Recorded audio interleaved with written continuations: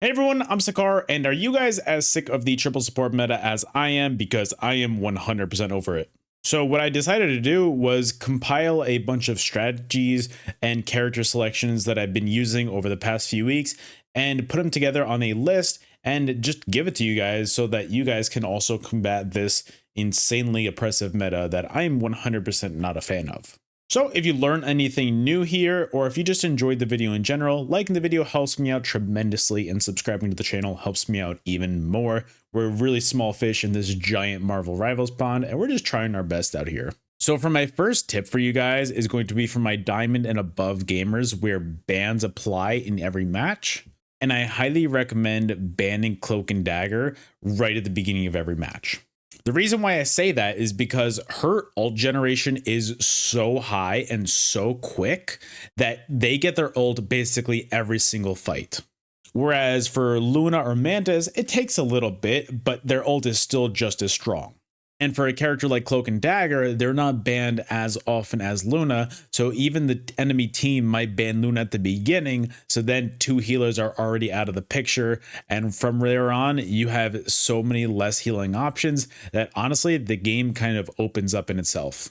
Now, I know that banning that character kind of leads to less characters being able to be banned for other selections. Like I know that you could also not ban Storm, Wolverine, Banner, whatever. I know that those are all popular picks, but I'm telling you guys, I would rather go into a match where the damage is oppressive rather than a match where I just can't even fight anything because the heals are oppressive. That's just my personal opinion. I don't know if you guys agree or not, but for me, I can't do that triple support meta for too long anymore. I'm kind of over it. So for me, this is something that I've been doing and it's really helped me out a lot. Let me know if this works for you guys in the comments below. The next tip I wanted to give was play Moon Knight. Honestly, he's my main, and I know a lot of you guys are going to complain. This is for all ranks, by the way. A lot of people are going to complain, be like, oh, Moon Knight's a really low skill floor. Yeah, he is. He's my main. I love him, but I can't deny that he has a very low skill floor. He's very easy to use, and once you master him, he becomes absolutely oppressive, especially in lower ranks. So what you can do is you can find those healers that are targeted by themselves in the back, and you could just take them out before the fight even begins. And boom, there you go. You win a match because you're on Moon Knight. I know you can do that with a lot of characters. Like I know you can do that with Psylocke or even a few other flankers like Spider-Man, Black Panther. But honestly, I find Moon Knight to be the best one because of his just immense amount of crowd damage that he can do when you're stacked up as well. And also his ult gen is insane as well. And his ultimate is strong and really oppressive as well. Not only can you just do insane amounts of damage if you throw an onk at an enemy's feet and just blast your damage on them, but you can do insane amounts of damage through enemy support ults as well if you ultimate as well. Your ultimate is an insanely strong, and in my opinion, look, I am a Moon Knight main, but his ult is incredibly overperforming. I can't even deny that. If you have a Groot on your team, and if you're communicating with your Groot gets a fat ultimate where everybody's clumped up at once, you hit your Moon Knight ultimate, nothing's surviving that. Literally nothing is surviving that if you hit it right away at the same time.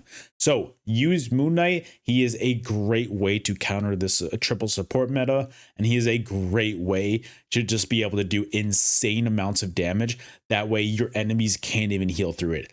It's amazing, and I love him, and he's 100% the reason why I've been actually be able to be semi-sane during this meta. Now, my next pick is going to be a slightly controversial one, I believe, but I stand by it. And I say play Iron Man and use Iron Man, even for you higher elo gamers that have Bruce Banner banned. I highly recommend still using him because his ultimate still goes through any of the support ultimates, and you could just absolutely wipe the floor with them because of that. You don't need to get 6-man ultimates every time you use Iron Man's ultimate. Like, you don't need to be like, Jarvis, clip that right away. But I'm telling you guys, if you go for a support in the backline with his ultimate, and if they ultimate on top of that, every single ult gets canceled and destroyed by his ultimate. Every single support ult does. Luna's does, Mantis's does, Cloak and Daggers does, Invisible Woman, they all get canceled and destroyed because of Iron Man's ultimate. So that's why I've been using him a lot in these lobbies. I play in Grandmaster right now, and I've been using Iron Man every once in a while, and he's really good for stuff like that. The only counters that I do want to say though, because I do want to, I don't want to just give you advice and then just like not tell you the downsides of it, because when you get to those higher elos, people are going to be able to shoot you out of the sky a lot easier than in those small, like lower ranks like bronze, silver, gold. So I do want to say, play with your team, play smart, don't be, stupid with him. And also when you do get ready to ultimate with Iron Man, two things I want you to consider are, if they have a Loki, make sure they've used their immunity, the lamps that go above their heads. If you use your ultimate and then the Loki does that, well, I'm sorry, you just wasted your ultimate. So make sure your enemy's Loki has used their immunity. And then also, if you're fighting a cloak and dagger, make sure that cloak isn't out, because if they use their cloak ability on their teammates, well, again, I'm sorry, you just wasted an ult, because the enemy's cloak just cloaked the entire team and they just got out of that situation. So make sure you're smart about your Iron Man ultimates. I definitely recommend him. I'm not just telling you guys that just to steer you wrong. He is a great pick to this meta as well. And I know that this next one is incredibly cliche, and I say this on basically every single one of my rank up videos, like, hey, you want to rank up, do this. But guys, I'm telling you, if you communicate with your teammates, it makes things 30 times easier.